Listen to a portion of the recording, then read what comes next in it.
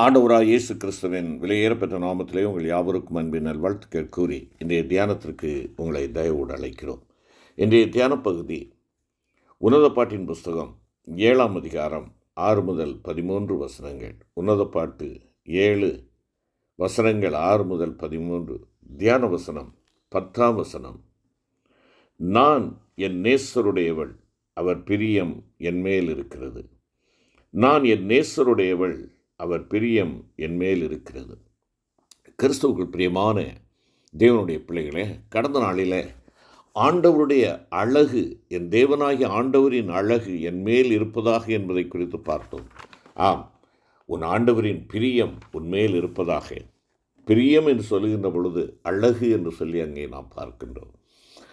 நாம் ஆண்டவரின் அழகு நம்மேல் பிரகாசிப்பதற்கு நாம் செய்ய வேண்டிய முதல் காரியம், ஜெபமலையை நாம் தேட வேண்டும். அருமையானவர்களே, உயர்ந்த மலையிலே ஆண்டவர் அங்கே ஜெபித்து கொண்டிருந்தார் என்று சொல்லி நாம் பார்த்தோம்.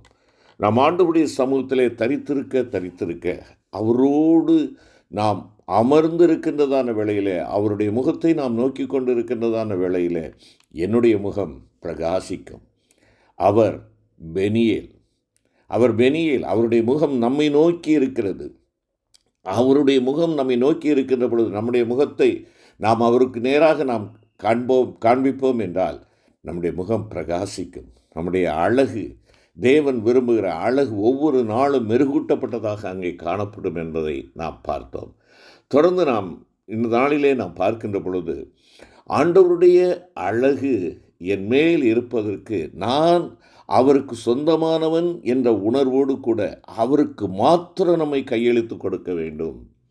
இங்கே சாலமோனுடைய உன்னத பாட்டிலே நாம் பார்க்கிறோம், மணவாளனாகிய இயேசுவுக்கும் நித்தியத்தில் அவருடைய மணவாட்டியாக விளங்கப் போகும் புதிய ஏற்பாட்டு சபைக்கும் இடையே உள்ள உறவை வெளிப்படுத்துகிறது என்பதை நாம் நன்கு அறிவோம். இந்த புத்தகத்திலே மணவாட்டி, நான் என் நேசருடையவள், அவர் பிரியம் என்மேல் இருக்கிறது என்பதாக கூறுகிறார். பரிசுத்த ஆவியானவருடைய அபிஷேகத்தை பெற்றிருக்கிற நீங்களும் நானும் முற்றிலும் கர்த்தருக்கு மாத்திரமே சொந்தமானவர்களாக இருக்கிறோம்.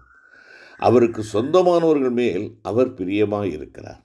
அதைத்தான் இங்கே பார்க்கிறோம். நான் என் நேசருடையவள், நான் ஆண்டவருக்கு மாத்திரம் சொந்தம். ஆகையினால அவருடைய அழகு அல்லது அவருடைய பிரியம் என்மேல் இருக்கிறது. எனக்கு அன்பான கர்த்தருடைய பிள்ளைகளே, நீங்கள் ஆண்டவருக்கு சொந்தமாக இருக்கிறீர்கள் என்று நிச்சயம் முதலாவது உங்களுக்கும் எனக்கும் இருக்கிறதா? நீங்களும் நானும் அவருக்கு சொந்தமாக இருக்க வேண்டும் என்பதற்காக அவர் தம்முடைய சொந்த ஜீவனை விலைக்கிரயமாக கொடுத்து உங்களை என்னை மீட்டு கொண்டாரே. வெளியேற பெற்ற அந்த ரட்சிப்பை நீங்களும் நானும் பெற்றிருப்போம் என்றால் நாம் ஆண்டவருக்கு சொந்தம். நாம் ஆண்டவருக்கு சொந்தம் என்று சொல்லுகின்ற பொழுது, எனக்காக தன் ஜீவனை கொடுத்தவர் இன்று என்னுடைய இதயத்திலே வாழுகிறார் என்ற அந்த ஒரு உறுதிப்பாடு உங்களுக்கும் எனக்கும் இருக்கிறதா? நான் ரட்சிக்கப்பட்டேன், இரட்சகர் என்னிலே வாசம் செய்கிறார், அவர் என்னிலே வீற்றிருக்கிறார், என்னோடு கூட அவர் வாசம் பண்ணுகிறார். ஆகையினாலே என் அழகு குறைந்து போவதில்லை. நான் அவருக்கு சொந்தமாக இருக்கிறபடியினாலே அவர் என்னை வழிநடத்துகிறார். என்னை வழிநடத்துகின்ற பொழுது அவர் விரும்புகிற, அவர் பிரியப்படுகிற எல்லாவற்றையும் நான் அவருக்காக செய்வேன் என்ற அந்த ஒரு உறுதிப்பாட்டோடு கூட நீங்களும் நானும் காணப்படுகிறோமா? இங்கே நான் அவருக்கு சொந்தம், நான் என் நேசருக்கு சொந்தம், அவர் என்னை மீட்டாரே, பயம் இனி எனக்கு இல்லை, ஜெயம் என் பக்கமே என்று சொல்லி சிறுவர்களுக்கான பாடல் சொல்லுகிறது அல்லவா? எனக்கு அன்பான கர்த்தருடைய பிள்ளைகளே, பரிசுத்த பவுலடிகளார் கொரிந்து சபைக்கு எழுதுகின்ற 1வது நிருபத்தில் 6ஆம் அதிகாரம் 19 மற்றும் 20வது வசனங்களில் அவர் குறிப்பிடுகின்ற பொழுது, உங்கள் சரீரமானது நீங்கள் தேவனாலே பெற்றும் உங்களில் தங்கியும் இருக்கிற பரிசுத்த ஆவியினுடைய ஆலயமாய் இருக்கிறது என்றும் நீங்கள் உங்களுடையவர்கள் அல்லவென்றும் அறியீர்களா? கிரயத்துக்கு கொல்லப்பட்டீர்களே, ஆகையால் தேவனுக்கு உடையவைகளாகிய உங்கள் சரீரத்தினாலும் உங்கள் ஆவியினாலும் தேவனை மகிமைப்படுத்துங்கள் என்று இங்கே நாம் வாசிக்கிறோம் அல்லவா? ஆம், பிரியமான கர்த்தருடைய பிள்ளைகளே, அவருக்கு மட்டும் சொந்தமானவர்களாக இருக்கின்ற நாம் அவருக்குரிய கனத்தையும் மகிமையும் நாம் கொடுக்க வேண்டும். அது என்ன கனம், மகிமை? நாம் தேவனாலே பெற்றிருக்கிற பரிசுத்த ஆவியானவர் என் நிமித்தமாய், என்னுடைய நடவடிக்கைகளின் நிமித்தமாய் அவர் துக்கப்பட்டு போய்விடாதபடி என்னுடைய சரீரத்தை தேவனுக்கு உகந்த ஆலயமாக நான் மாற்ற வேண்டும். என் தேவன் தங்குகிற இடம், நான் என் தேவனுக்கு சொந்தம். என் சரீரத்தில் அவர் தங்க வேண்டும், வாசம் பண்ண வேண்டும். ஏதோ ஒரு நாள் வாசம் பண்ணி மற்ற நாளிலே நான் அவரை விட்டு தூரமாய் போகிறது அல்ல. இதைத்தான் ரோமருக்கு எழுதுகின்ற பொழுது 12வது அதிகாரத்திலே அங்கே நாம் பார்க்கிறோம். உங்களுடைய சரீரங்களை ஜீவ பலியாக ஒப்புக்கொடுங்கள் என்பதாக சொல்லுகிறார். நீங்கள் உங்கள் சரீரங்களை பரிசுத்தமும் தேவனுக்கு பிரியமான ஜீவ பலியாக ஒப்புக் கொடுக்க வேண்டும் என்று தேவனுடைய இரக்கங்களை முன்னிட்டு உங்களை வேண்டிக் கொள்ளுகிறேன். இதுவே நீங்கள் செய்யத்தக்க புத்தியுள்ள ஆராதனை என்பதாக அவர் இங்கே குறிப்பிடுகிறார். தொடர்ந்து அடுத்த வசனத்திலே சொல்லுகிறார், நீங்கள் இந்த பிரபஞ்சத்திற்கு ஒத்த வேஷம் தெரியாமல் தேவனுடைய நன்மையும் பிரியமும் பரிபூர்ணமான சித்தம் என்னதென்று பகுத்தறியத்தக்கதாக உங்கள் மனம் புதிதாகிறதுனாலே மறுரூபமாகுங்கள். தேவனுக்கு பிரியமாக நான் மறுரூபமான ஒரு வாழ்க்கை என்னிடத்தில் காணப்படுகிறதா? மறுரூபமான வாழ்க்கை, நான் கடந்த கால பாவமான ஒருவேளை இருளும் மருளும் நிறைந்த அந்த வாழ்க்கையை நான் விட்டு இப்பொழுது மறுரூபமான வாழ்க்கை, ஒரு புதிய வாழ்க்கை நான் வாடுகிறேன். ஏனென்றால் என் ஆண்டவருடைய இரத்தத்தினாலே கிரயத்திற்கு கொள்ளப்பட்டேன். இப்பொழுது நான் ஆண்டவருக்கு சொந்தமாக இருக்கிறேன். அவருக்கு பிரியமானவனாய் நான் நடக்கிறேன். அவரை துதிக்கும் உதடுகளின் கனியாய ஸ்தோத்திர பலியை நான் அவருக்கு செலுத்துகிறேன். நீ கேட்டுக்கொண்டிருக்கிற அருமையான கர்த்தருடைய பிள்ளைகளே, நீங்கள் உங்களுக்கு உரியவர்கள் அல்ல. நீங்களும் நானும் ஆண்டவருக்கு சொந்தமானவர்கள். படைப்பிலே நாம் ஆண்டவருக்கு சொந்தமானவர்கள். அவர் நம்மை படைத்தார். மறுபிறப்பிலே நாம் ஆண்டவருக்கு சொந்தம். ஏனென்றால் அவர் தம்முடைய இரத்தத்தை சிந்தி விலைக்கிரயம் செலுத்தி உன்னையும் என்னையும் மீட்டுக்கொண்டார். ஆகையினால் அப்படி நான் காணப்படுகின்ற பொழுது, அவருக்கு சொந்தமாய் இருக்கின்ற பொழுது, அவருடைய அழகு என்னிலே காணப்படும். அவருடைய அழகு என்மேல் நிச்சயமாய் இருக்கும்.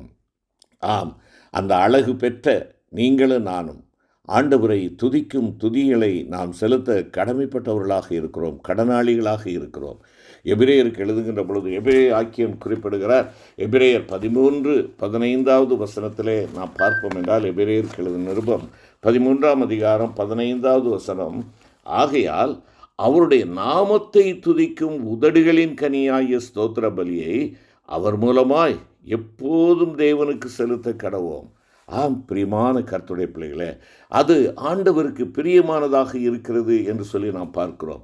இதைத்தான் சங்கீதக்காரன் குறிப்பிடுகின்ற பொழுது 50ஆம் சங்கீதம் 23வது வசனத்திலே, ஸ்தோத்திர பலியிடுகிறவன் என்னை மகிமைப்படுத்துகிறான், தன் வழியை செவ்வைப்படுத்துகிறவனுக்கு தேவனுடைய ரட்சிப்பை வெளிப்படுத்துவேன் என்று சொல்லுகிறார்.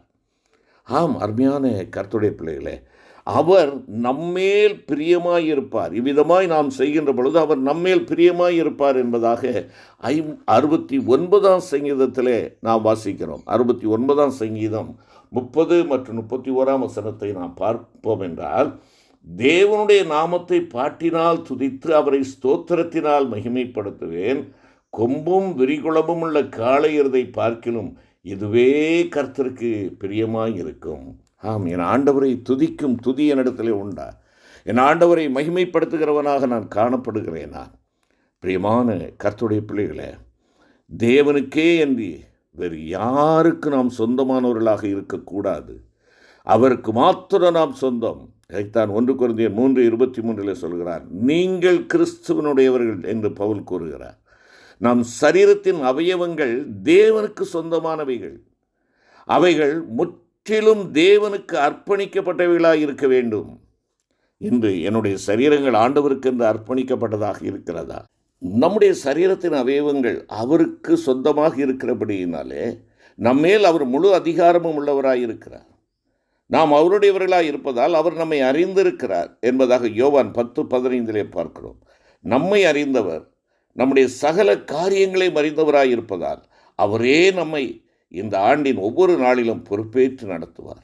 மேலும் நாம் முற்றிலும் கர்த்தருடையவர்களாக இருக்கும்படியாக அவர் நம்மை பொன்னைப் போலவும் வெள்ளியைப் போலவும் புடமிடுவார்.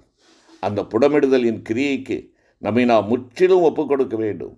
அவர் பொன்னைப் போலவும் வெள்ளியைப் போலவும் நம்மை புடமிட்டு தாம் பிரியங்கொள்ளுகிற விலையேற பெற்ற ஆபரணங்களாக நம்மை மாற்றுவார். என்னுடைய ஆபரணங்களை நான் சேர்க்கும் நாளிலே அவர்கள் என்னுடையவர்களாயிருப்பார்கள் என்று சேனைகளின் கர்த்தர் சொல்லுகிறார் என்பதாக 17ஆம் வசனம் சொல்லுகிறது. ஆம், அப்பொழுது நாம் என்றென்றும் அவருடையவர்களாயிருப்போம். அவருடைய பிரியம் நம்மேல் இருக்கும். செபிப்போம். கிருபை நிறைந்த ஆண்டவரே, உமக்கு சொந்தமானவர்களாக, உம்முடைய இரத்தத்தினாலே மீட்கப்பட்டவர்களாக எங்களை தெரிந்து கொண்டீரே. எங்களுடைய சரீரத்தின் ஒவ்வொரு உறுப்புகளும் உமக்கென்று அர்ப்பணிக்கப்பட்டதாக, பிரதிஷ்டை பண்ணப்பட்டதாக, உம்மை மகிமைப்படுத்தத்தக்கதாக ஆண்டவரே எங்களை பலப்படுத்தும். உம்முடைய புகழ்ச்சிக்காக நாங்கள் மீட்கப்பட்டவர்கள் என்பதை உணர்ந்து உம்மை பிரியப்படுத்தி வாழ, உம்முடைய அழகை வெளிப்படுத்தி வாழ எங்கள் தேவன் எங்களை கிருபை செய்வீராக. மீட்பர் இயேசு கிறிஸ்து மூலம் வேண்டிக் கொள்கிறோம் நல்ல பிதாவே. ஆமென்.